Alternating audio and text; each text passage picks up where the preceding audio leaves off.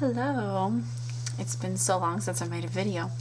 I've just been so busy and yeah, just a lot's been going on. And I haven't really had any ideas of what to talk about. But today at storytime at the library, I took my kids and there was an owl theme. So we read some owl books and made an owl craft. And there's this huge paper mache tree in the kids' room, and there's a fake owl like in a hole in the tree, and the teacher pointed at the owl and said, "This is Oscar the owl." And at the end of the day, when the library is closed, he wakes up and he flies around the library and cleans up all the books and fixes all the broken pages. And I was just sitting there like, why are you lying to my children? you know They're so young. I don't even know if they picked up on what she was saying, but it did make me think about, this is a great thing to talk about, just fantasy and magic and fun stories that we tell our kids that are not true. And I just wanted to, I guess, make a video just challenging people to think deeper into that instead of just following what society does and what we were brought up as, and what we see all our friends doing with their children, or all the people who are parenting kids our children's age, what they're doing. Instead of following all of that, stop and think for a second. Stop and think for a second. The owl this morning, the tooth fairy, the Easter bunny, Santa Claus, these things, the new little elf thing for Christmas, the little elf that you put in your house, and then the parents like create a scene of, I don't know, the elf did something in the house and move the elf, and the kids wake up and try to find the elf and find what he did. All those things are defended by just, they're so fun. It's so fun for the kids. The kids love it. It's good for their imagination. That's how they're defended. After I became a Christian, those things started, I don't know, my mentality towards all of these things really started to change. And then even more so after becoming a parent. First reason, of course, is because Christmas and Easter especially, they are not about Santa Claus and the Easter bunny. They're about the birth of Christ and the resurrection of Christ. And so I wanted, as a family, for us to focus on that and celebrate that.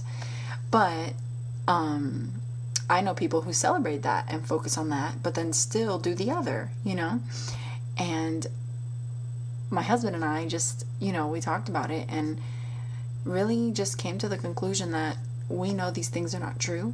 And if something's not true, it's a lie. And if it's a lie, you don't want to tell it, because then you are deliberately sinning and being dishonest with your own child. You're lying straight to another person's face over and over and over again, not just once, over and over, because they're going to ask, and you're going to tell the story 20 times, and every year you're going to talk about it. You're lying every year multiple times to your children. So we decided we're never doing Santa or Easter bunny or any of these things in our family, and we haven't.